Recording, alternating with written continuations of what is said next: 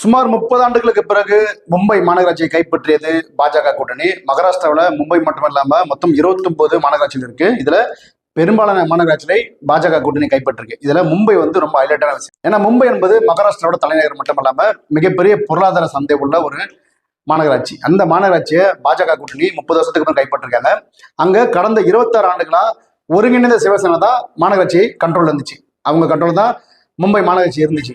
ஏக்நாத் சிண்டே ஒரு பக்கமும் தாக்கரே சகோதரர்கள் ஒரு பக்கமும் சிவசேனா ரெண்டானதுனால ஏக்நாத் சிண்டே பாஜக கூட்டணியில் இருக்காரு. அந்த கூட்டணி இப்போ மும்பை மாநகராட்சி கைப்பற்றி இருக்கு. மும்பை மாநகராட்சி பொறுத்திருக்கோம் 225 வார்டு இருக்கு. அதுல 114 வார்டு வெற்றி பெறவங்க மாநகராட்சி மேயர் ஆவாங்க. இந்த வேளையில 112 தொகுதிகளை பாஜக சிவசேனா கூட்டணி கைப்பற்றிருக்கு. அதனால பெரும்பாலும் பாஜக வசம் மும்பை மாநகராட்சி போவது உறுதியாயிருக்கு. இந்த நிலையில கொஞ்ச நாளைக்கு முன்னாடி அங்க பாஜகவோட முன்னாள் மாநில தலைவர் அண்ணாமலை அவர்கள் பிரச்சாரம் மேற்கொண்டாரு. அப்போ மலாட் அப்படின்ற பகுதியில 47வது வார்டுல பிரச்சாரம் செய்யும் போது மும்பை வந்து மகாராஷ்டிராவுக்கு மட்டும் சொந்தமல்ல, அது வந்து ஒரு சர்வதேச தலைநகரம் அப்படின்ற மாதிரி ஒரு விஷயத்த சொன்னாரு. மும்பையை பெருமைப்படுத்தி தான் சொன்னாரு.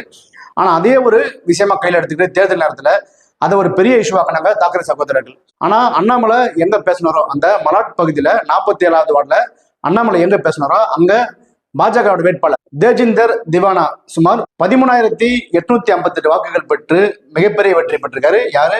மும்பையில அண்ணாமலை எங்க பேசினதா விமர்சனம் செய்யப்பட்டாரோ அந்த இடத்துல பாஜக மிகப்பெரிய வெற்றி பெற்றிருக்கு.